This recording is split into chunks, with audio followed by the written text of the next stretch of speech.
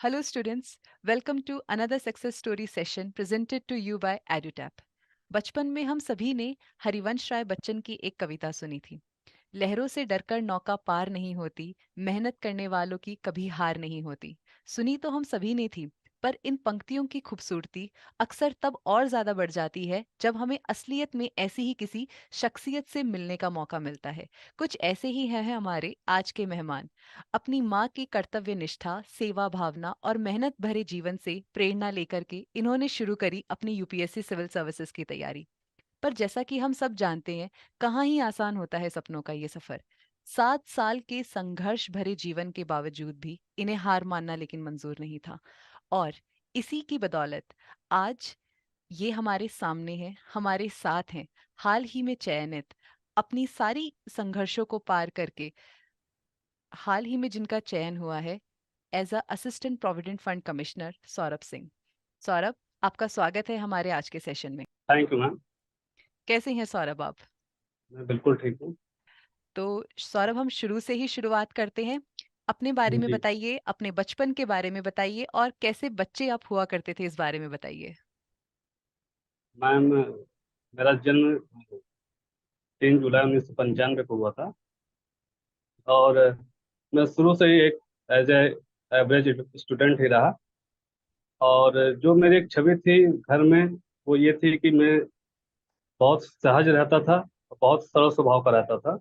हम्म। तो ऐसे ही journey start हुई। फिर मैंने अपना हाई स्कूल कंप्लीट किया, इंटरमीडिएट कंप्लीट, ग्रेजुएशन कंप्लीट किया।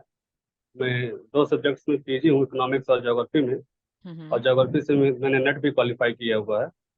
हम्म। और फिर आज इस मुकाम पे मैं पहुंचा हूँ, as a assistant provident fund commissioner में मेरा चयन हुआ। हम्म। तो काफ़ी उतार चढ़ाव के साथ ये चीज़ें रही मेरे जीवन में। हम्म। बट अब जब सफलता मिल जाती है तो ये सब चीज़ें अच्छी लगती हैं, क्योंकि संघर्ष अगर सफलता में तब्दील हो जाए तो हम्म। वो काफ़ी अच्छा लगता है। हम्म। तो जब आपको ये सफलता मिली, जब आपने फाइनली उस लिस्ट में, जिसे हम होली पीडीएफ कहते हैं, जब आपने उस पीडीएफ में अपना नाम देखा, अपना रोल नंबर देखा, आपकी क्या प्रतिक्रिया थी? और जब आपने घर पर बताया तो आपके परिवारजनों की क्या प्रतिक्रिया थी इस पर? जी, सबसे पहले तो उस दिन ये था कि आज रिजल्ट आने वाला है। हम्म। और सुबह से ही मन काफ़ी व्यथित था कि होगा कि नहीं होगा, क्या होगा। हम्म। अगर नहीं होगा तो फिर क्या किया जाएगा, हम्म। अगर होगा तो फिर क्या होगा आगे। काफ़ी चीज़ें उस दिन उलझन में थी, जो है दिमाग में चल रही थी। फिर हम्म। शाम को मुझे लगता है लगभग 6 बजे जो है, हम्म। किसी ने पीडीएफ डाला ग्रुप में। तो एक बार तो लगा किसी ने मजाक किया हुआ है, लगता है कि रिटर्न का रिजल्ट ही किसी ने डाल दिया है, जो हुआ था ऑब्जेक्टिव। हम्म। तो फिर मैंने उस पर देखा ध्यान से, तो लिखा हुआ था फाइनल रिजल्ट। फिर हम्म। मैंने पीडीएफ को खोजा, अपना नाम सर्च किया तो एक सौरभ करके खोजा। तो पहले किसी और का था। मुझे लगा कि लगता है हुआ नहीं। ओह। फिर, फिर मैंने देखा अभी एक पेज और शो कर रहा है उसमें, 2 पेज पे है। तो मैंने सेकंड लिस्ट में जब देखा तो उसमें मेरा नाम था, 62 रैंक थी मेरी। हम्म। और उस टाइम तो मतलब मैं बताऊं आपको, एक कपकपी सी थी शरीर में कि ये सही है कि नहीं है।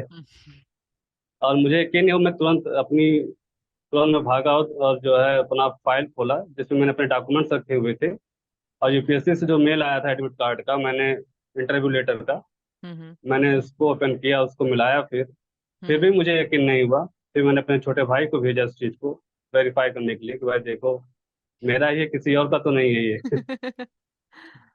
फिर उसने उसने भी देखा, फिर उसने बोला कि नहीं हुआ है।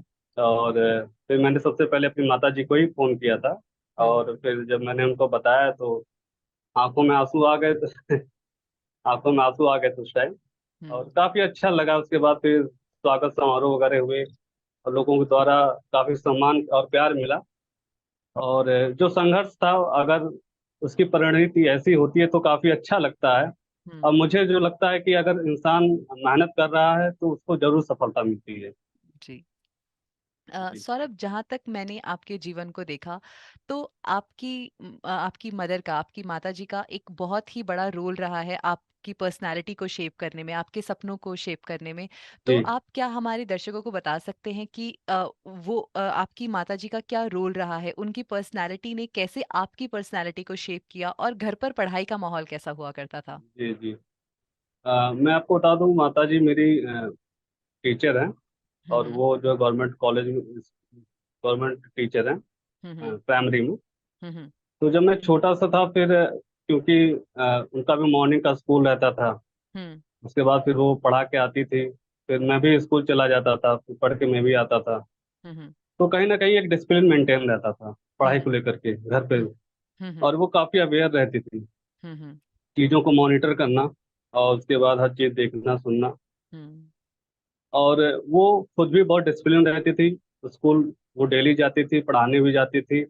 और उन्होंने भी काफ़ी संघर्ष किया अपने जीवन में।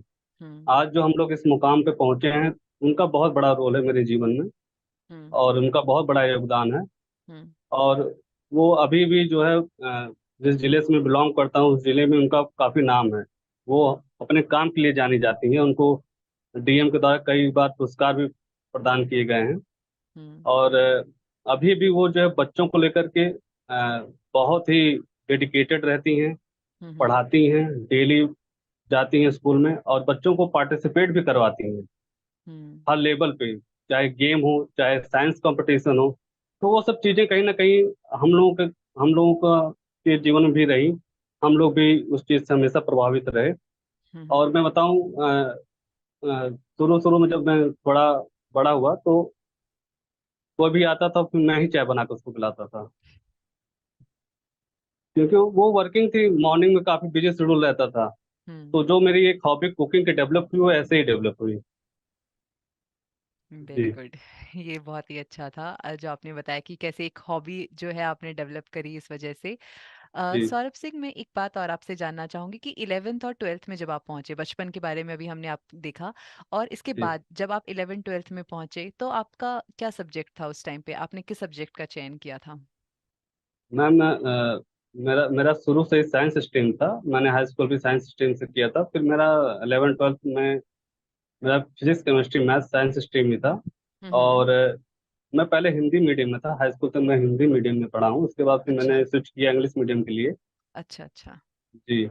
और फिर उसके बाद मैं प्रयागराज था उस बीच, जो है इंटर मैंने वहीं से किया हुआ था। ओके। और उसके बाद फिर आपने ग्रेजुएशन किन सब्जेक्ट्स में करी, पोस्ट ग्रेजुएशन किन सब्जेक्ट्स में करी? ग्रेजुएशन मैम मेरा बैचलर इन साइंस था। हम्म। उसमें मेरे 3 सब्जेक्ट थे, फिजिक्स केमिस्ट्री मैथ। हम्म। लास्ट ईयर मैंने मैथ्स को ड्रॉप कर दिया था। हम्म। और फिर उसके बाद क्योंकि मुझे सिविल सर्विसेज में आना था, हम्म। तो मैंने देखा कि एक ब्रॉड सब्जेक्ट जो है वो इकोनॉमिक्स भी है। हम्म। तो फिर और जो स्टेट पीसीएस का है, तो स्टेट पीसीएस में कुछ स्पेशल वैकेंसीज भी आती है इकोनॉमिक्स को लेकर के। हम्म। तो मेरा जो टारगेट ये था कि मैं स्टेट पीसीएस को भी देखूंगा। तो फिर मैंने पीजी जो है उस टाइम इकोनॉमिक्स से किया। हम्म। और फिर आगे चल के जो मैंने जो ऑप्शनल ऑप्ट आउट किया, वो ज्योग्राफी किया। हम्म। और फिर उस दौरान फिर कोविड आ गया था। हम्म। और कोविड में ये लगा कि खाली बैठने से क्या ही फायदा है, क्यों ना पीजी ऑप्शनल भी है, ज्योग्राफी से भी अगर पीजी कर लेते हैं तो वो काफ़ी हेल्पफुल भी रहेगा। हम्म। और फिर मैं उसमें नेट क्वालिफाई भी हुआ, फिर ऐसी तैयारी फिर चलती रही। हम्म। फिर आगे फिर मैंने सिविल सर्विस के लिए फिर प्रयास करना शुरू किया। हम्म। सर, जैसे आपने बताया कि आपकी जो मदर, वो अपने काम के लिए बहुत डेडिकेटेड थी, बहुत बार उन्हें अपनी सेवाओं के लिए डिस्ट्रिक्ट मजिस्ट्रेट से अवार्ड्स भी मिले। तो जी मैं एक अंदाज़ा लगा सकती हूँ कि शायद आपकी मदर की जो जो सेवा भावना थी, या जो उन्होंने जी समाज के प्रति अपना कर्तव्य निभाया, उससे कहीं ना कहीं सिविल सर्विसेज की तरफ आपका रुझान बढ़ा होगा। इस बात के अलावा कोई और ऐसी वजह जिसकी वजह से आपने सिविल सर्विसेज की तरफ आपका रुझान इतना ज़्यादा हुआ? जी जी। मैटरनल अंकल जो है मेरे, वो अभी वर्किंग पीसीएस हैं, अपर ओके। मुख्य अधिकारी। जी। हम्म। तो वो जब पास आउट हुए, तो फिर वो भी काफ़ी अच्छे इंसान हैं। और हम्म। मतलब लोगों की भलाई करना, उनका भी उनसे भी काफ़ी मैंने मोटिवेशन ली, और काफ़ी मैं मोटिवेट अभी भी रहता हूँ उनसे। हम्म। और वो लगातार मेरे टच में भी रहे मेरे हम्म। प्रिपरेशन के दौरान। और हम्म। उन्होंने काफ़ी हेल्प भी की कैसे पढ़ना है। उनका भी ऑप्शनल ज्योग्राफी भी था, हम्म। ज्योग्राफी ही था उस टाइम। और हम्म। उन्होंने काफ़ी मतलब काफ़ी कुछ चीज़ें बताई, फिर नोट्स दिए। तो मैम एक उनका भी योगदान मेरे जीवन में काफ़ी रहा। हम्म। जी। ओके। तो आपने ये तैयारी जो थी ये कब से शुरू करी थी? तैयारी मैम मैंने 2019 से शुरू की थी। अच्छा अच्छा। Full fledge. Yes ma'am, full full fledge में फ्लेज। 2019 में। ओके। तो हम लगभग एक 6 साल का सफर आपका मान सकते हैं, जी जी। है ना? बिल्कुल। तकरीबन 6 साल का आपका सफर रहा। और ये सफर कैसा था कि मतलब क्या क्या उतार चढ़ाव आए, या आप किस किस स्टेज तक पहुंचे यूपीएससी की जर्नी में, और इसके साथ जी आपने और किन किन एग्जाम्स को टारगेट किया? जी जी। मैम मैं बेसिकली सिविल सर्विसेज से देखता था, तो मैं स्टेट पीसीएस और यूपीएससी को मैंने टारगेट किया हुआ था, और मैं इसकी तैयारी करता था। मैंने बाजीराम इंटरव्यू में कोचिंग के ली हुई थी। हम्म। और फिर मैंने यूपीएससी का तो प्रीलिम्स मैं नहीं क्वालिफाई कर पाया, बट मैंने स्टेट पीसीएस के दो मेंस मैंने दिए हुए हैं। अभी हम्म। लास्ट टाइम का भी और उसके पहले का। हम्म। और अनफॉर्चुनेटली उसमें मेरा इंटरव्यू कॉल नहीं हो पाया। हम्म। और बट यही है कि चीज़ें सीखने को मिलती हैं। आदमी हम्म। अगर कहीं फेल होता है तो उससे सीख करेक्ट। लेता है और आगे बढ़ता है। और ये मुझे लगता है बहुत ज़रूरी भी होता है। फेलियर भी कहीं ना कहीं बहुत ज़रूरी होता है इंसान की लाइफ में। उससे आप होपलेस होना मुझे लगता है अच्छा नहीं रहता। हम्म। अगर फेलियर है आपकी लाइफ में तो होपलेस नहीं होना चाहिए। हम्म। उसको पॉइंट आउट करना चाहिए हम कहाँ गलतियां कर रहे हैं, जी। या उसमें कहाँ पे हम इम्प्रूव कर सकते हैं। और वो चीज़ें जरूर इंसान को खुद को जरूर पता होती हैं। कोई भी अगर प्रिपरेशन जोन में है वो, तो उसको वो जरूर पता होती है वो गलतियां कहाँ कर रहा है। हम्म। और उसको अगर टाइम रहता है अगर सुधार लेता है तो वो जरूर रिजल्ट में कन्वर्ट हो जाता है। बिल्कुल सही। तो सर फिर आपने ईपीएफओ की तरफ कब आपने अपना रुख मोड़ा, और ईपीएफओ की तैयारी आपने कब शुरू करी? शुरू शुरू में तो मुझे मैं आपको सच बता रहा हूँ, पेपर के बारे में मुझे पता नहीं था। और जब हम्म। 2021 में पहली वैकेंसी आई थी ईओ की, हम्म। उस टाइम में मुझे लगा कि ये भी आता है, यूपीएससी से ये भी वैकेंसी आती है। हम्म। उस दौरान मैंने इसके बारे में जाना और सुना। और फिर मैंने उस टाइम, क्योंकि काफ़ी गैप टाइम में भी मिल गया था, पोस्टपोन हो गया था एग्ज़ाम। हम्म। तो उस दौरान मैंने प्रिपरेशन की हुई थी। तो उसकी भी हेल्प काफ़ी हद तक, इधर जो 2023 का मैंने पीएफओ दिया उसमें काफ़ी हद तक जो है उसकी मुझे मदद मिली। हम्म। और उसके बाद से मेरे एक ईपीएफओ की भी जर्नी शुरू हुई। और मैंने लेबर लॉ उस टाइम भी पढ़ा हुआ, labour law, accountancy, industrial law, हम्म। और वेज कोड ऑन वेजेस, ये हम्म। सब उस टाइम मैंने एक बार पढ़ा हुआ था। तो इस हम्म। बार जब फिर मैं तैयारी शुरू की मैंने, तो काफ़ी आसानी से, मेरा कोई दिक्कत नहीं हुई मुझे, हम्म। काफ़ी इजी था। ठीक है। सर बहुत से हमारे एस्पिरेंट्स जो होंगे वो इस वक्त ये जानना चाहेंगे कि आपके स्ट्रैटेजी क्या थी पर्टिकुलर सब्जेक्ट्स को लेके, क्योंकि ये एग्जाम ऐसा है जिसमें बहुत सारे सब्जेक्ट्स हैं, बहुत जी अलग अलग तरीके के सब्जेक्ट्स हैं। तो आपकी स्ट्रैटेजी क्या थी या सोर्सेज क्या थी? तो अब हम एक एक करके सारे सब्जेक्ट्स को कवर करते हैं कि आपने कैसे पढ़ाई करी और किन सोर्सेज को आपने रेफर किया, ठीक है? ओके। और इसमें ऐसी कोई बात नहीं है, आपने जिस भी कोचिंग को रेफर किया हो, जो भी नोट्स आपने रेफर करे हो, आप बेझिझक बता सकते हैं। आप बिल्कुल जी भी इस उस बाउंडेशन में मत रहिए कि ये जी। एक कोचिंग इंस्टीट्यूट है तो मैं केवल इसी का नाम ले नहीं सकता हूँ, नहीं, ऐसा कुछ बिल्कुल। नहीं। आप खुलकर बताइए बिल्कुल ऑनेस्टली। हम चाहते हैं कि जी हमारे जी। जो स्टूडेंट्स हैं उन तक बिल्कुल ऑनेस्ट बात पहुंचे, तो जो भी एकदम ऑनेस्टली आपके जो रिसोर्सेज थे आप आराम से बताइए। मुझे भी यही अच्छा लगता है मैम। जी ऑनेस्टी मुझे भी अच्छी लगती है कि अगर कोई चीज़ हो आदमी सही बताए, सही जी डायरेक्शन दे। जी जी। जी। तो सर सबसे पहले आता है हमारे जो थोड़े आर्ट्स से रिलेटेड सब्जेक्ट हैं, जैसे governance and constitution of India, Indian जी। Culture, heritage and freedom movement. तो ये सारे सब्जेक्ट्स आपने कैसे कवर किए? मैम मॉडर्न हिस्ट्री को अगर मैं देखता हूँ तो फिर मैंने जो है स्पेक्ट्रम को फॉलो किया हुआ था। हम्म। और जो आर्ट एंड कल्चर का पोर्शन है मैंने नितिन सिंघानिया और एनसीईआरटी को फॉलो किया हुआ था। ठीक है। जी। ओल्ड एनसीईआरटीज की बात करें आप, जो हिस्ट्री की ओल्ड एनसीईआरटीज आती हैं वो, या आर्ट एंड कल्चर की एनसीईआरटी? मैम जो new NCERT art and culture की है, अच्छा। उसको मैंने आर्ट एंड कल्चर के पर्पज से फॉलो किया था। और हिस्ट्री में मैंने मॉडर्न के लिए जो बेसिक बुक पढ़ा हुआ था ओल्ड एनसीईआरटी का पढ़ा हुआ था, बिपिन चंद्रा का, और फिर हम्म। स्पेक्ट्रम मैंने पढ़ा हुआ था। Okay okay. जी। ठीक है। और इंडियन कॉन्स्टिट्यूशन के लिए, कॉन्स्टिट्यूशन ऑफ इंडिया के लिए?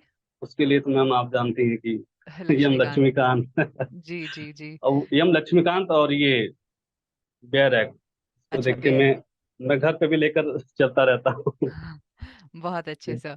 और इसके बाद आते हैं कुछ जो हमारे थोड़े से quant reasoning maths related subjects आ जी जाते हैं कि क्वांट हो गया, रीजनिंग हो गया, स्टैटिस्टिक्स हो गया, तो इनकी तैयारी आपने कैसे करी थी? मैम, एक एक बुक आती है R D शर्मा जी की।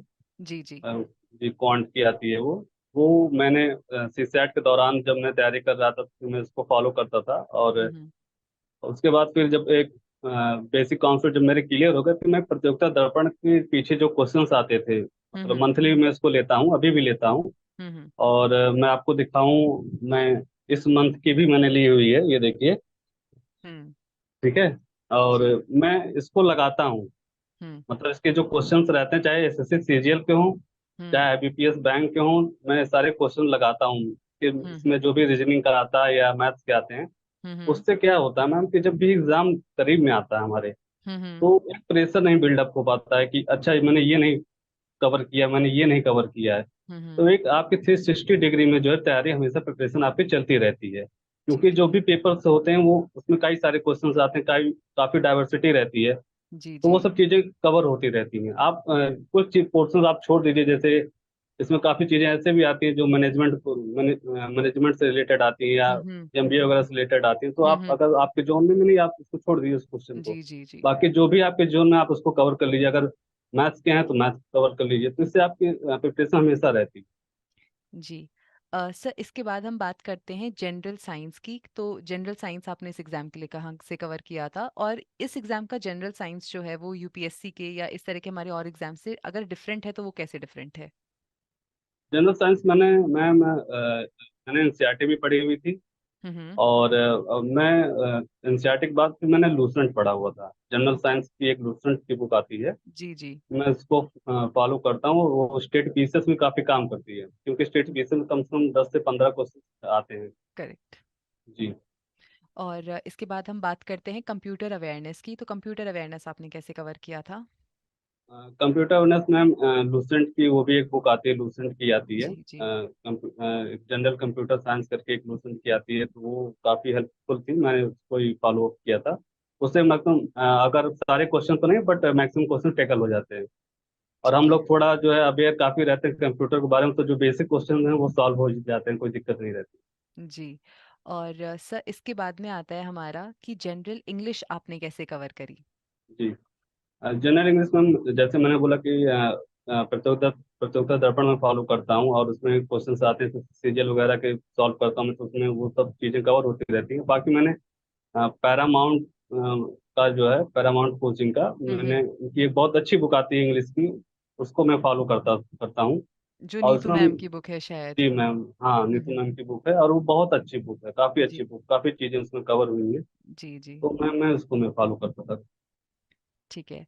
सर, उसके बाद हम अपने अगले सब्जेक्ट की तरफ चलते हैं और वो है इकोनॉमिक्स। तो आपने इकोनॉमिक्स को जी। कहाँ से पढ़ा और कैसे कवर किया? इकोनॉमिक्स में मैंने आपको बताऊं, मैं PG भी किया हुआ हूँ, तो जो हम्म बेसिक्स थी मेरी काफ़ी, मतलब उसमें स्ट्रांग थी, मतलब कोई बहुत ज़्यादा उसमें दिक्कत नहीं होती। उसके बाद हुई मैं, एक आती है अभी, विवेक सिंह की, ये है। जी जी जी। ये काफ़ी अच्छी बुक है। और मैंने रमेश सिंह सर की भी बुक पढ़ी हुई है, और फिर इनकी पढ़ी मैंने, तो मुझे काफ़ी अच्छी ये लगी, क्योंकि हम्म इन्होंने लेमन लैंग्वेज में चीज़ों को कवर किया हुआ है, और काफ़ी अच्छी है। हम्म। जी, तो फिर मैं उसको, और बाकी आप NCERT और ये एक बेस बुक और एक रेफरेंस बुक अगर आप कवर कर लेते हैं, इकोनॉमिक्स क्वेश्चन आप उससे टैकल हो जाएंगे। जी। और सर, इसके बाद में आता है पॉपुलेशन डेवलपमेंट एंड ग्लोबलाइजेशन। तो ये सब्जेक्ट्स जी। आपने कैसे कवर किए?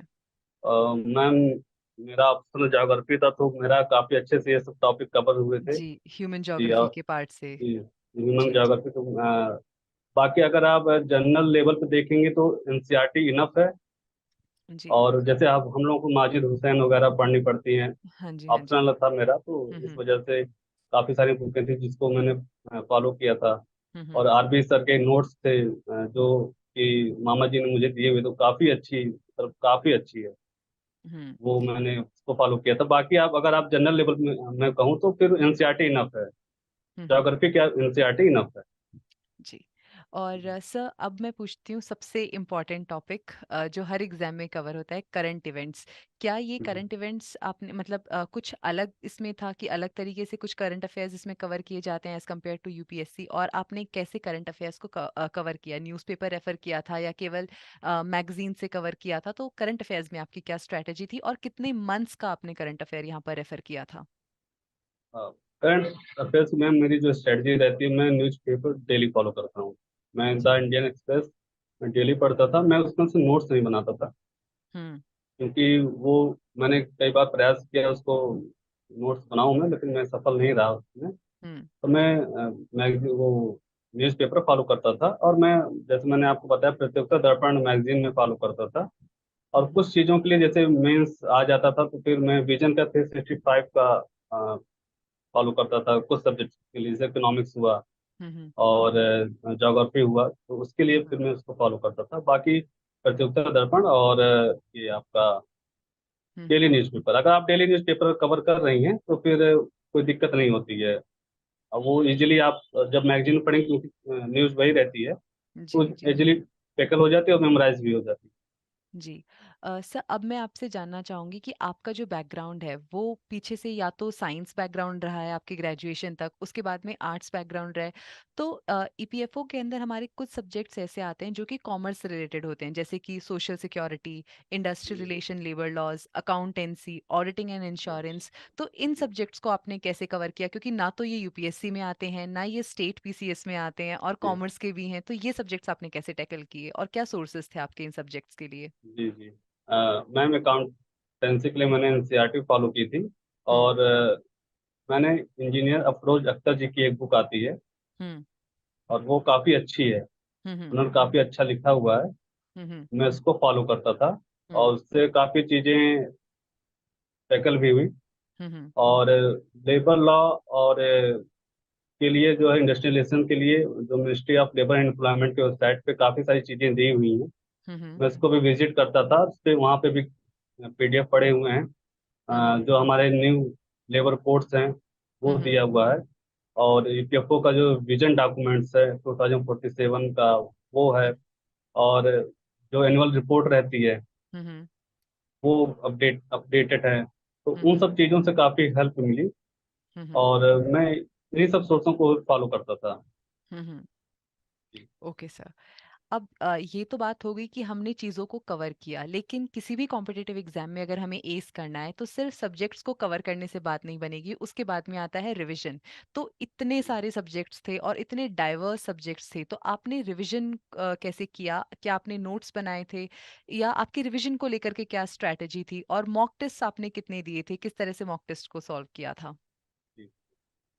मैम जीएस लेवल पे तो फिर मैंने, क्योंकि मैं पीसीएस का मेंस भी देता था, तो मैंने नोट्स उसके बनाए हुए थे हम्म। जीएस के सारे सब्जेक्ट्स के हम्म। जो है।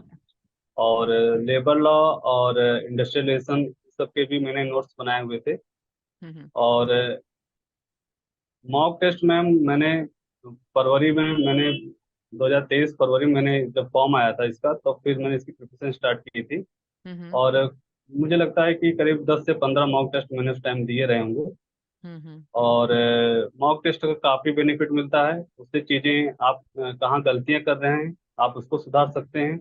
हम्म। प्लस अगर आपके पास आपका हैंडी नोट्स है, तो हम्म। आप एग्जाम के 4-5 दिन पहले उसको इजीली रिवाइज कर सकते हैं। तो मुझे हम्म। लगता है कि नोट्स बनाना बहुत ज़रूरी होता है जी। आपको उसको सॉर्ट करने के लिए, आपको मेमोराइज करने के लिए। क्योंकि आप जब आप लिखते हैं तो हम्म। चीज़ें कहीं ना कहीं अनकॉन्शियस माइंड में आपके चली जाती हैं। जी जी। और सिर्फ पढ़ते रहने से ही सफलता नहीं मिलेगी, हम्म। और उसका लिखना भी जरूरी। क्योंकि मैंने 2 बार मेंस दे चुका था, एक लिखने की भी हैबिट थोड़ी पड़ गई थी मेरी।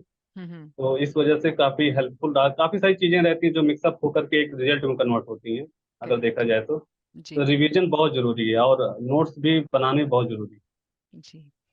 सर, अब मैं एक बहुत ज़रूरी मुद्दे पर बात करना चाहूँगी, और वो ये होता है कि जब आप एग्ज़ाम हॉल में एंटर करते हैं, क्योंकि जी ये भी बहुत बार देखा जाता है कि तैयारी बच्चों ने बहुत अच्छी की हुई होती है, लेकिन जब वो एग्ज़ाम में एंटर करते हैं, या उसे प्रेशर कह लीजिए या एंग्जाइटी कह लीजिए, जिसकी वजह से वो जी एग्ज़ाम में बहुत अच्छे से पेपर को टैकल नहीं कर पाते, क्योंकि जी पढ़ा होना एक बात होती है, लेकिन वहाँ पर एक लिमिटेड टाइम में उन क्वेश्चंस को सॉल्व कर पाना एक अलग गेम होती है, एक कंप्लीटली जी। अलग गेम होती है।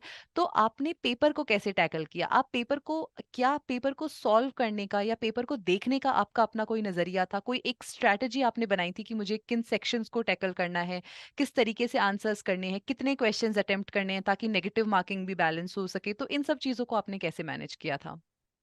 मैम, जो मेरी स्ट्रेटजी थी, जाहिर सी बात है, जो शुरुआत में मैंने काफ़ी गलतियां की थी जिस वजह से मेरा रिजल्ट पॉजिटिव नहीं रहता था। जी, तो मैंने सीखा, तो जो मैंने पॉइंट आउट किया, मैंने ये पॉइंट आउट किया कि मैं जो इजी क्वेश्चन उसको मैं उनको मैं गलत कर रहा हूँ जी, जी। उधर बीच। हुँ। और मुझे लगता है कहीं ना कहीं सारे बच्चे ये करते हैं। जी, अगर आप जब एग्जाम हॉल से बाहर निकले तुरंत आपको लगता है, अरे उसी टाइम याद आता है वो चीज़ कि अरे मैंने ये चीज़ गलत कर दिया है, जी, बिना जी। देखे ही। हुँ। तो ये बहुत और बाकी जो टफ क्वेश्चंस हैं वो किसी को नहीं आते हैं, जी। कोई भी हो। तो हुँ। हमको कोशिश ये करना चाहिए कि जो हमारी इजी क्वेश्चन हो वो गलत ना हो। और जी। उसके लिए जो सबसे महत्वपूर्ण चीज़ है वो ये है कि रिवीजन। हुँ। फिर वहाँ पे इम्पोर्टेंस रिवीजन की बढ़ती है जी। उन सब चीज़ों को इम्प्रूव करने के लिए। अगर आप वहाँ पे चीज़ों को इम्प्रूव कर ले गए, आप हुँ, और अगर आप कई बार रिवाइज किए हैं चीज़ों को, तो हुँ। आप जो आपके सिंपल क्वेश्चन है आप उनको नहीं गलत करेंगे और हुँ। उसको आप अच्छे से टेकल करेंगे। और रही जी। बात मैम निगेटिव मार्किंग की, तो मैं आपको बताऊं, पहले से सोच के नहीं जाना चाहिए एग्जाम हॉल में इतना अटेम्प्ट कर दूंगा, मैं ये कर हुँ। दूंगा। हुँ। बच्चे यही गलती करते हैं कि हुँ। जैसे साल साथ के रहते हैं, भाई इस बार इतना अटेम्प्ट करके आना है, ये हुँ, करना है। हुँ। पहले आप हुँ, क्वेश्चन हुँ। पेपर देखिए, हुँ, क्वेश्चन हुँ। पेपर का नेचर कैसा है, क्योंकि कभी कभी पेपर टफ आते हैं, कभी कभी इजी आते हैं। हुँ, हुँ। अगर मैं आपको बताऊं ईपीएफओ का, मैं बताऊं आपको, ईओएफ का जो पेपर था वो एपीएससी से थोड़ा टफ था। जी। आपने अगर पेपर देखा होगा तो। हुँ, हुँ। और एपीएससी का पेपर थोड़ा सा मतलब उससे एक इजी मोड में था। हुँ, हुँ। तो ये चीजें दिमाग में नहीं रखनी चाहिए कि हमको ये इतना अटेम्प्ट करना है या ये करना है। हुँ, हुँ। आपका परफॉर्मेंस, आप पेपर देखिए, क्वेश्चन पेपर को पढ़िए हुँ, हुँ। और फिर उसको एनालाइज करिए जो है। और पहला एक बार तो आप एक राउंड आप मारिए पेपर का, जो है मतलब जो जो आपको क्वेश्चंस आ रहे हैं, हुँ, आपको हुँ। आइडिया वहीं से लग जाएगा कि क्वेश्चन पेपर या क्वेश्चंस कैसे आए हुए हैं। हुँ, हुँ। अगर आपको लगता है थोड़ा टफ है तो आप कम अटेम्प्ट करिए, हुँ, हुँ। अगर लगता है इजी है तो आप थोड़ा वो हुँ। अपने नंबर ऑफ अटेम्प्ट थोड़ा बढ़ा दीजिए। जी, जी, जी। और रही बात, जैसे कि मैं जो फॉलो करता था एक्स वाई जेड कैटेगरी में डिवाइड करता था, एक्स सिंपल, फिर वाई हुँ, थोड़ा सा टफ, फिर जेड उससे टफ। हुँ। तो एक्स में जो मैं मुझे सिंपल से आते थे सारे क्वेश्चन, पहले मैं उनको अटेम्प्ट कर लेता था और मैं वहाँ हुँ, पे मार्क कर देता था एक्स। और वाई और जेड में वो क्वेश्चन में लगता था जो मुझे बिल्कुल भी नहीं आते थे, या वाई में उसको लगता था जो मुझे कंफ्यूज करते थे तो हुँ। ऑप्शन में। तो आप मतलब हाँ जी। काफी सारे क्वेश्चन ऐसे होते हैं जब इंसान पढ़ा रहता है तो फिर उसको तो ऑप्शन में कंफ्यूजन होता है। जी, जी, जी।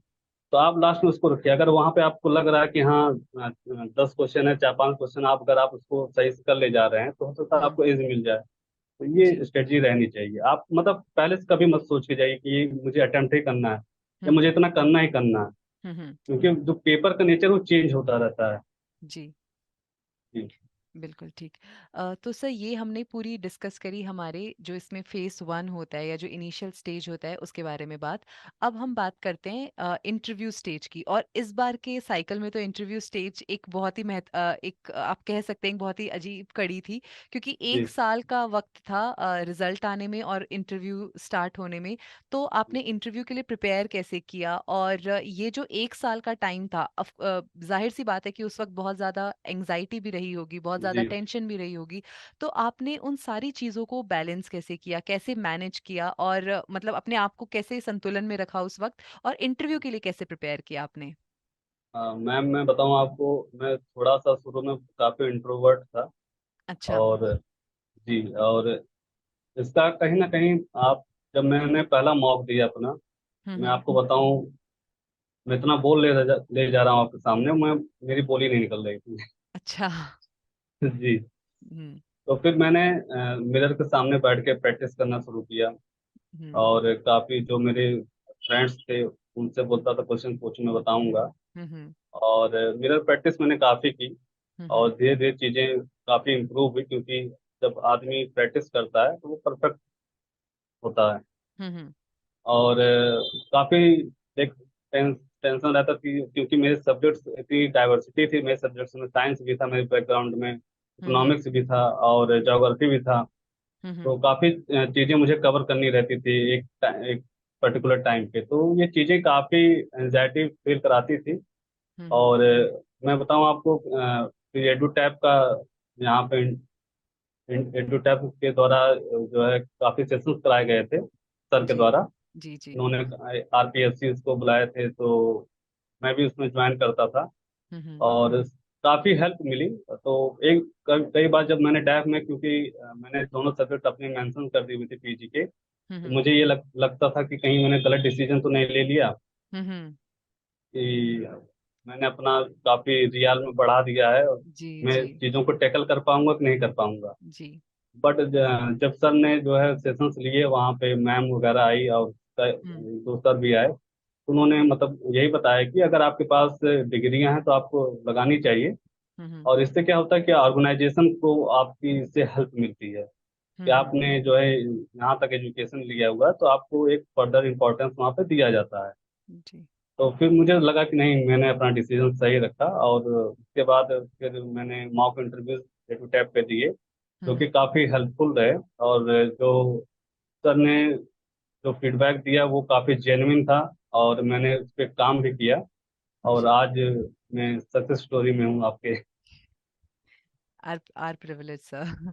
जी सर, ये तो बात हो गई कि इंटरव्यू की तैयारी कैसे करी और इंटरव्यू तक, लेकिन अब बात आती है कि जब आप उस इंटरव्यू रूम के अंदर चले गए, तो जी जब वो डी डे हम जिसे कह सकते हैं, तो जी। उस दिन इंटरव्यू कैसा था, वो एक्सपीरियंस आपका कैसा था इंटरव्यू वाले दिन? और क्या उस पूरे इंटरव्यू के दौरान कोई एक ऐसा मोमेंट था जब आपको लगा कि हाँ, आज मेरा दिन बन गया, या आज मैं खुश हूँ, या मतलब मुझे ऐसा लग रहा है कि हाँ, अब तो हो ही जाना चाहिए? अ, मैम, आपको रिजल्ट ही बताऊं तो जब तक रिजल्ट नहीं आ जाता तब तक दिमाग में कई सारी चीज़ें रहती हैं कि इंसान। हम्म। और वो इंटरव्यू का माहौल ऐसा रहता है कि आप वहाँ पे गेस नहीं कर सकते हैं कि कैसा गया है या हम्म। कैसा होने वाला है आपके साथ। जी। बट एक ये रहता है कि हाँ, अगर आप चीज़ों को मैक्सिमम टैकल कर लेते हैं तो ये रहता है कि चलो ठीक है, हम्म। एक ठीक ठाक चला गया, एवरेज हुआ है, ये हम्म। चीज़ें रहती हैं। हम्म। और मैं बताऊं, जब मैं एंट्री लिया, फिर सर ने बोला बैठिए। जी। तो इन्होंने, मेरी हॉबीज प्राणायाम है, तो हम्म। प्राणायाम से उन्होंने शुरुआत की कि जी प्राणायाम होता क्या है। जी। फिर मैंने बताया उनको, फिर उन्होंने पूछा कि किसको फॉलो करते हैं, हम्म। और कि रामदेव बाबा को फॉलो करते हैं, किसको करते हैं। तो फिर उन्होंने बोला सर रामदेव को भी फॉलो करता हूँ, श्री श्री रविशंकर जी को भी फॉलो करता हूँ। जी। और मैंने जो है आर्ट ऑफ लिविंग का जो है बेसिक कोर्स भी किया हुआ है, मैंने हम्म। सर को बताया। तो जी। सर बोले कि वो तो दर्शन क्रिया और करवाते हैं। बोला कि हम्म। Yes sir. उसके बाद फिर उन्हें सोलर फ्लेयर के बारे में पूछा मुझसे। हम्म। और आर्टिफिशियल सन कौन बना रहा है, गुड हम्म। गवर्नेंस क्या होता है। हम्म। तो ये सब सारी चीज़ें हुई। सर ने मतलब चेयरमैन सर ने चीज़ें पूछी, और मैं तब उसका जवाब दे पाया, क्योंकि मैं न्यूज़पेपर का यहीं पे मुझे जो बेनिफिट दिखा, काफ़ी बेनिफिट दिखा, क्योंकि मैं लगातार न्यूज़पेपर पढ़ता था, हम्म। डेली पढ़ता था मैं। जी। और तो उसके बाद फिर सर ने कहा कि आपने इतनी सारी डिग्रियां ली हुई हैं, आप ही बताइए आपसे किस सब्जेक्ट से हम पूछें। हम्म। तो ये जो मोमेंट था, मुझे लगता है काफ़ी वहाँ पे, मैं थोड़ा टेंस था, तो ये काफ़ी लाइट वहाँ पे माहौल थोड़ा हुआ। क्योंकि हम्म। जब सर ने मुझसे पूछा, तो वो पूछे कि पॉलिटिक्स पूछें, इकोनॉमिक्स से पूछें, कि जोग्राफी से पूछें, साइकोलॉजी से पूछें। तो मैंने हम्म। बोला सर साइकोलॉजी मैंने नहीं पढ़ी हुई, तो आप साइकोलॉजी छोड़ के बाकी आप कहीं से भी पूछ सकते हैं। जी। सब लोग जो है, जितने मेंबर, सब लोग हंसने लगे। उसके बाद सर ने बगल वाले मेंबर को पास किया। तो हम्म। उन्होंने, सर ने इकोनॉमिक्स से ही पूछा मेनली। वो हम्म।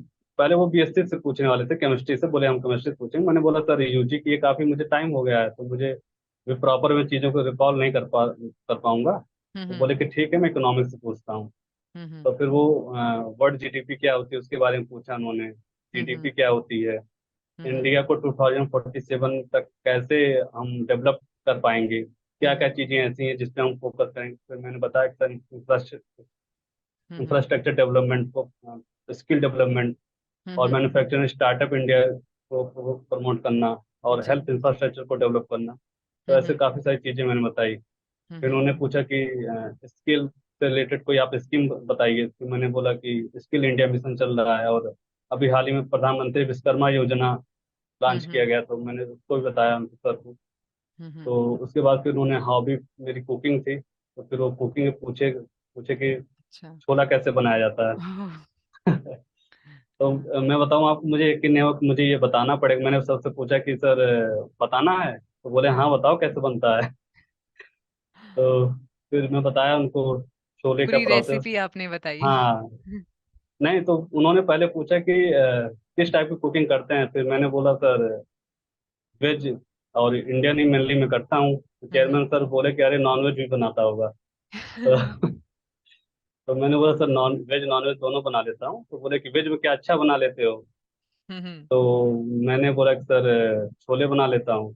हम्म। तो बोले कि बताओ कैसे बनता है। फिर मैं बताना शुरू किया, तो वहाँ पे थोड़ा प्रेशर रहता ही है। हाँ। तो बोले कि लास्ट में जब मैंने बोला कि सर कुकर बंद कर देंगे सीटी लग जाएगी, तो बोले कि छोले का क्या करना है, छोले हाँ। को साथ कुछ नहीं करना होता क्या। मैंने कहा था उसको भिगोना पड़ता है लास्ट में। तो ये पूरी कॉन्वर्जेशन सुनकर ऐसा लग रहा है कि एक बहुत ही कॉर्डियल और एक बहुत ही अच्छा जी माहौल होता है इंटरव्यू जी का। जी। जैसा एक आम तौर पे एक मिथ होता है कि बहुत ही पता हाँ नहीं कितना हमें ग्रिल किया जाएगा या कितना ही जी। सीरियस माहौल होगा, वैसा तो सुनकर नहीं लग रहा है कि एक काफी अच्छा नहीं कॉर्डियल नहीं माहौल होता है। मैम, जो मुझे लगा, अगर आप उनको परेशान नहीं कर रहे, अगर आप उनको पजल्ड नहीं कर रहे, अगर वहाँ पे आप ऑनेस्ट हैं, झूठ हम्म। नहीं बोल रहे हैं, हम्म। या आपको जो नहीं आ रहा, बहुत सारी सिंपल चीजें नहीं इंसान को रिकॉल हो पाती हैं। हम्म। तो अगर आप वहाँ पे सॉरी बोल दे रहे हैं, तो मैं आपको बताऊं मैम, इसके बाद फिर नेक्स्ट सर ने मुझसे पूछा, तो वो बोले कि मैं इकोनॉमिक्स से ही पूछूंगा। हाँ तो हाँ। उन्होंने काफ़ी सारी चीज़ें पूछी। उन्होंने पूछा कि नोबेल में पीस, इकोनॉमिक्स में पीस प्राइज किसको मिला।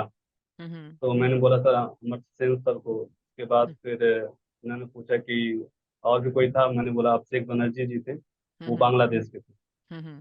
तो वो पूछे। उसके बाद फिर उन्होंने लेबर लॉ वगैरह से पूछा, कुछ कुछ क्वेश्चन पूछे मुझसे, फिर मैंने उसको भी बताया। फिर पूछी मैम ने पूछा मुझसे कि फंडामेंटल ड्यूटीज कितने हैं, हम्म। और मैंने बोला कि मैम 11 हैं। हम्म। और उन्होंने पूछे कि रामा कौन सा है। हम्म। और मैं सच बताऊं आपको कि उस टाइम मुझे तो याद आ रहा था कि right to education 6 to 14 years. और फिर मैं बोला कि कहीं पता नहीं सही है कि गलत है। और हम्म। मुझे अमेंडमेंट के साथ में भी याद आ रहा था।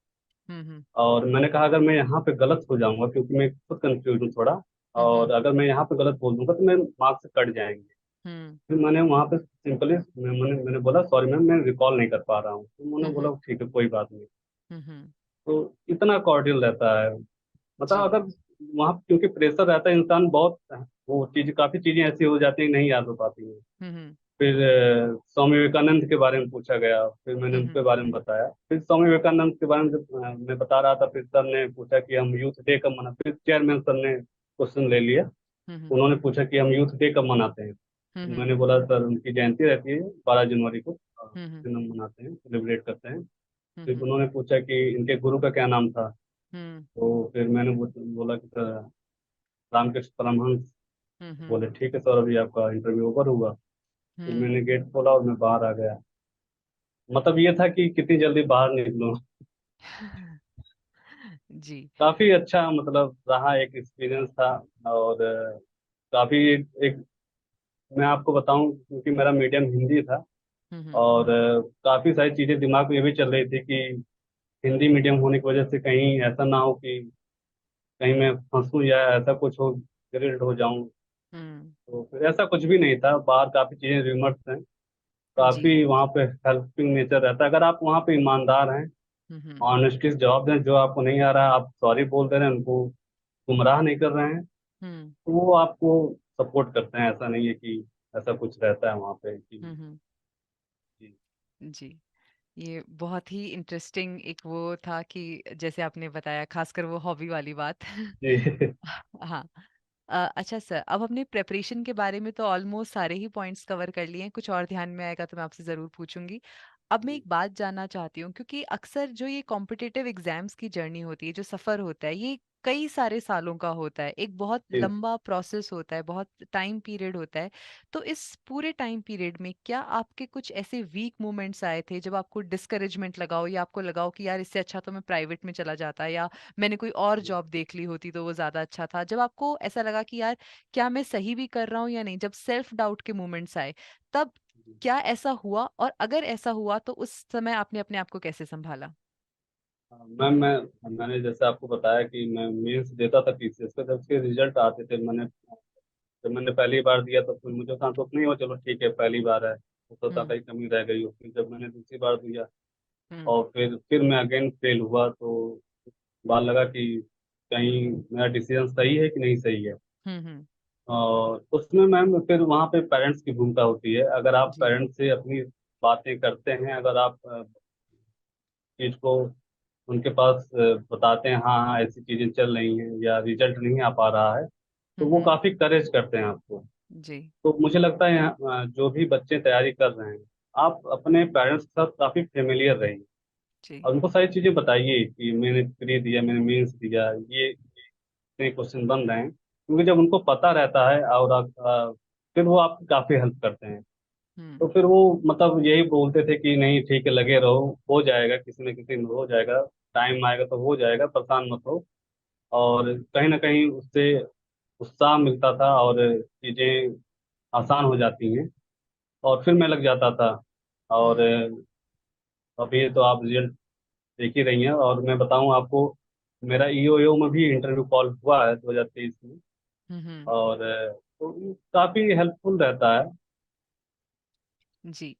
सर, मैं आपसे एक बात और जानना चाहूंगी कि आपका जो ये पूरा सफर था, इसमें आपने अलग अलग तरह के एग्जाम्स दिए, कि सिविल सर्विसेज को टाइम दिया, उसके बाद स्टेट पीसीएस को टाइम दिया, फिर आप ईपीएफओ की तरफ भी आए। इनिशियली जो शुरुआत के कुछ साल थे, तो उनमें मैं ये कह सकती हूँ कि सफलता हाथ नहीं लगी, लेकिन उसके जी बाद एक क्रम में हमें सफलता मिलती चली गई, कि जी मेंस लिखने का मौका मिल रहा है, एओयू में भी आप इंटरव्यू तक पहुंच रहे हैं, ईपीएफओ में आपने फाइनली क्वालिफाई किया। तो जी क्या पहले शुरुआत में कुछ ऐसी गलतियां हुई, और जिन गलतियों पर आपने काम किया, जिन गलतियों को आपने इम्प्रूव किया, और उस इम्प्रूवमेंट की बदौलत आपको ये रिजल्ट्स देखने को मिले? अगर ऐसी गलतियां थी तो वो क्या थी, और आपने उन गलतियों को कैसे इम्प्रूव किया? मैम, मेरी जो गलतियां थी, जो मैंने पॉइंट आउट किया एक दो फेलियर के बाद, वो ये थी हम्म। कि मैं मैं कुछ ही स्पेसिफिक सब्जेक्ट्स को लेकर के पढ़ा रहता था। जी। जैसे कि पॉलिटी को ही पढ़ना और हम्म। हिस्ट्री को ही पढ़ना, जो मेजर सब्जेक्ट्स जैसे ज्योग्राफी को लेकर के ही पढ़ना पढ़ना।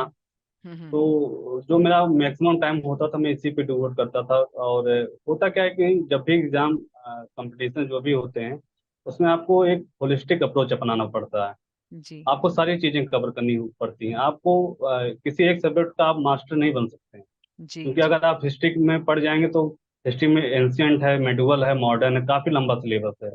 हम्म। तो मेरा जो एक मानना है कि थोड़ी थोड़ी चीजें जो है आपको सारे सब्जेक्ट पे कमांड करनी चाहिए। जी। और जब आपका कमांड साइज सब्जेक्ट में थोड़ा थोड़ा हो जाएगा, तो फिर आपके मान लीजिए 100 क्वेश्चन आ रहे हैं, अगर 15 से 20 क्वेश्चन ज्योग्राफी या इससे आ रहे हैं, तो आप लगभग 10 से 15 क्वेश्चन इसका टैकल कर लेंगे, फिर साइंस का टैकल कर लेंगे, तो एक आप जो आपका कट ऑफ है, आप उससे ऊपर चले जाएंगे। जी। तो जो मेरा ये मानना है कि आपको एक होलिस्टिक अप्रोच अपनाना चाहिए, और थोड़ी थोड़ी चीज़ों को जो है कवर करना चाहिए, और सारे सब्जेक्ट को थोड़ा थोड़ा आप जो है कवर किए रहिए। मतलब आपको जी। मास्टर्स नहीं करने हैं, बट आपको नॉलेज होनी चाहिए सारी जी। चीज़ों की।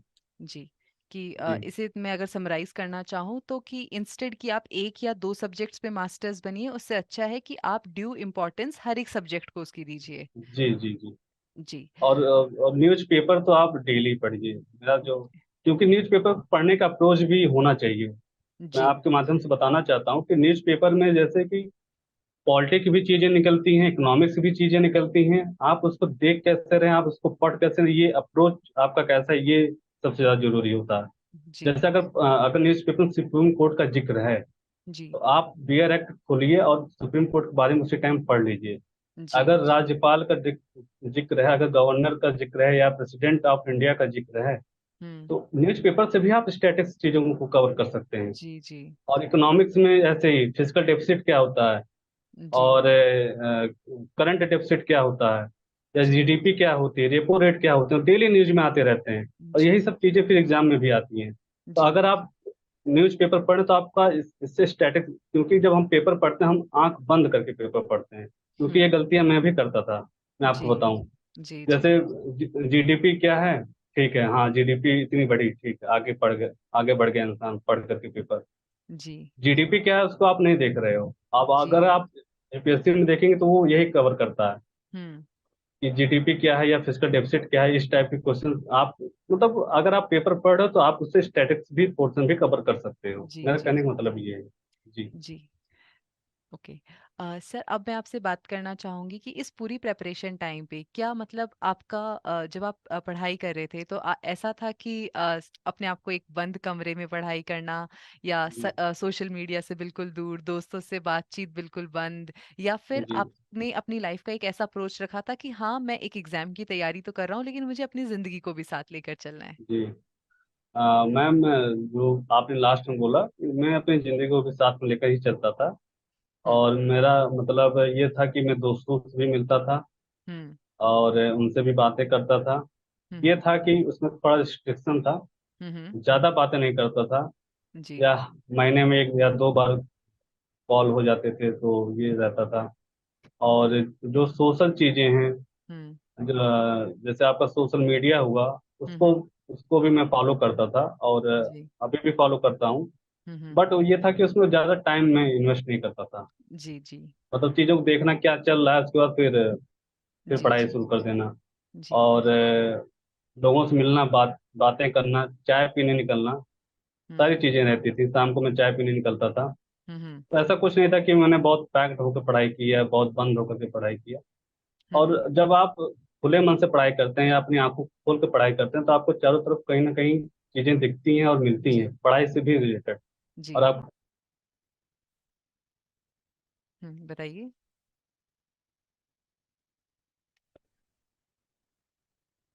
आर्टिकल में, हाँ जी, हाँ जी सर।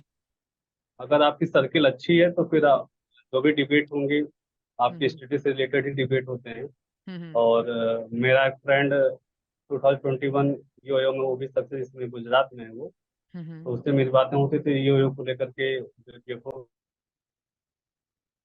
सर, आपकी वॉइस म्यूट हो गई है।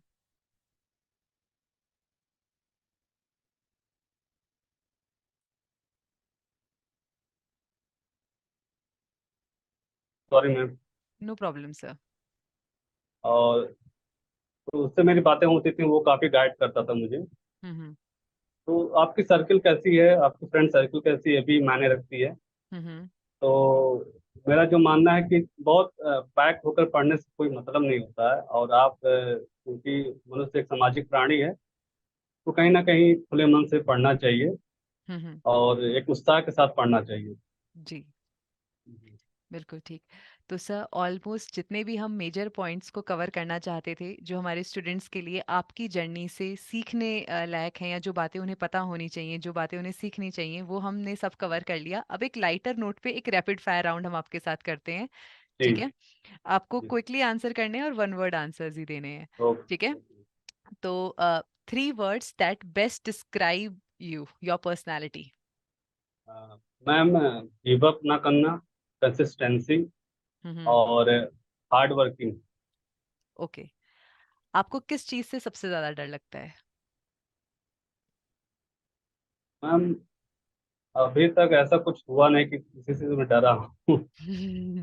निडर हैं जी। आप।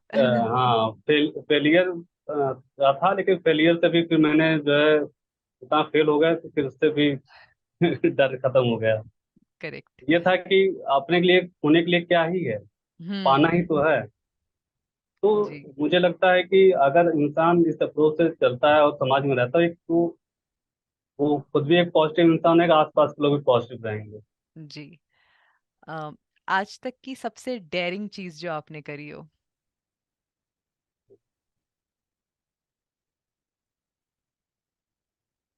तो कुछ मुझे याद नहीं आ रहा है अभी तो।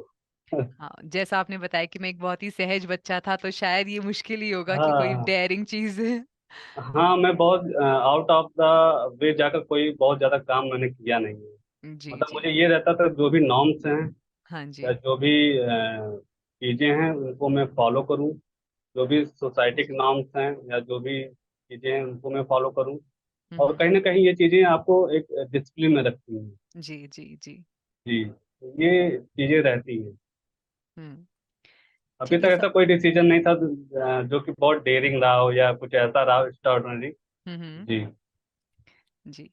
ठीक है सौरभ सिंह, फिर आज आपसे बात करके हमें बहुत अच्छा लगा, और हम उम्मीद करते हैं कि हमारे स्टूडेंट्स को आपकी इतनी इंस्पिरेशनल कहानी से बहुत कुछ सीखने को मिला होगा। जी जी। थैंक यू सो मच और हमारे साथ जुड़ने के लिए और हमें अपना समय देने के लिए। और मैं आपको बताऊं, अभी मैंने एक नया टास्क अपने लिए रखा हुआ है। जी ये बताइए। बुक अब मैं अ- अभी इसको पढ़ना शुरू कर रहा हूँ। जी जी। The India's way, S Jaishankar ji की बुक है ये। जी। तो मैंने सोचा कि अभी एंजॉय चल रहा है तो इसको भी थोड़ा बहुत पढ़ा जाए। ये बहुत ही तो प्रोडक्टिव एक तरीका है जी एंजॉयमेंट का। जी। तो अगर आप उस क्षेत्र में जा रहे हैं, सिविल सर्विस के क्षेत्र में जा रहे हैं, हम्म। मुझे लगता है कि आपको अपनी पर्सनालिटी को उसमें ऐड ऑन करना चाहिए। जी जी। उसको इनहेंस करना चाहिए। जी। और वो चीज़ें कहीं ना कहीं आपको जरूर दिखेंगी, जरूर प्रोडक्टिव होती हैं। और हम्म। कहीं ना कहीं वो जरूर आपको रिजल्ट में आपको काफ़ी बेनिफिट करती हैं। जी। और मैं आपको बताऊं, अभी एक चीज़ मुझे अभी याद आ गई। सर ने मुझसे पूछा कि सर ने पूछा कि चेयरमैन सर ने पूछा था मुझसे कि हम्म। योग क्या होता है। तो हम्म। मैंने बताया कि सर योग क्या होता है। फिर उन्होंने पूछा योग का मैथमेटिकल वर्जन क्या होता है। हम्म। तो मैंने कहा ये कौन सा योग आ गया, मैथमेटिकल वर्जन का योग। हम्म। मैं काफी देर थॉट मूवमेंट में चला गया था उस टाइम। मैंने हम्म। सोचा, मैंने क्या हो सकता है। तो मैंने कहा मैथमेटिकल वर्जन क्या हो सकता है योग का। हम्म। फिर मैंने दिमाग लगाया तो फिर मुझे याद आया कि ऐड ऑन करना। हम्म। तो योग का मतलब होता है ऐड ऑन करना, जोड़ना। तो जी। उन्होंने पूछा कि आप क्या जोड़ सकते हैं। तो मैंने हम्म। बोला सर, आप अपनी पर्सनालिटी में ऐड ऑन कर सकते हैं योग के द्वारा। जी जी। अपने हेल्थ में ऐड ऑन कर सकते हैं। जी अपनी जी। सोसाइटी में ऐड ऑन कर सकते हैं। एक हम्म। अच्छा, अगर आपकी अच्छी हेल्थ रहेगी तो आप अपनी सोसाइटी में ऐड ऑन कर सकते हैं। तो ये सब चीज़ें काफ़ी प्रोडक्टिव है, मतलब वहाँ से मुझे सीखने को भी मिला। मैं आपको जी। बताऊं तो जाहिर सी बात है, अगर इंसान कहीं पहुंचता है, कहीं वो होता है, तो उसको हर जगह सीखने को मिलती है। करेक्ट। और सीखना चाहिए, हमेशा सीखना चाहिए। जी। हम्म। बहुत ही इंसाइटफुल थी, खासकर जो ये आपने आखिरी बात कही, ये तो मैं अपने लिए पर्सनली एक सीख की तरह लेती हूँ कि योग हमारे लिए ऐड ऑन कैसा हो सकता है। जी। और सर ने उसमें मुझे बोला वेरी गुड। जब मैंने ये चीज़ उनको बोला कि सर एड ऑन मतलब एड ऑन करना होता है, क्योंकि मुझे हाँ याद नहीं आ रहा था उस टाइम, उन्होंने ऐसे रैपिड हाँ फायर ही किया था। हाँ। क्योंकि कभी लाइफ में ऐसा मोमेंट नहीं आया कि जी योग जी। पे ऐसा कुछ वो हो। तो उन्होंने पूछा योग का मैथमेटिकल वर्जन क्या है। मैंने कहा ये कौन सा योग आ गया अब। तो मैंने बोला सर ऐड ऑन करना। तो उन्होंने कहा ये जो है काफी वो मतलब खुश हुए उस टाइम। जी तो जी। मुझे वहां से भी चीजें मतलब सीखने को मिली कि आपको हमेशा ऐड ऑन करते रहना चाहिए। जी जी। जी। नहीं, जिस तरीके से आपने सवाल का जवाब दिया, truly you are a deserving candidate, मतलब आप डिजर्व कर, आप जहाँ हैं वहाँ होना आप डिजर्व करते हैं सर। जी जी, थैंक यू। ठीक है, इसी नोट पर हम आज अपना इंटरव्यू यहीं पर समाप्त करते हैं। Thank you okay so ma'am. Much हमारे साथ जुड़ने के लिए, हमें अपना कीमती समय देने के लिए। थैंक यू जी सो जी। Much sir, and we wish you all the best for your future. Okay, thank you ma'am. और आपको भी बहुत बहुत धन्यवाद। बहुत अच्छा लगा आपसे बात करके।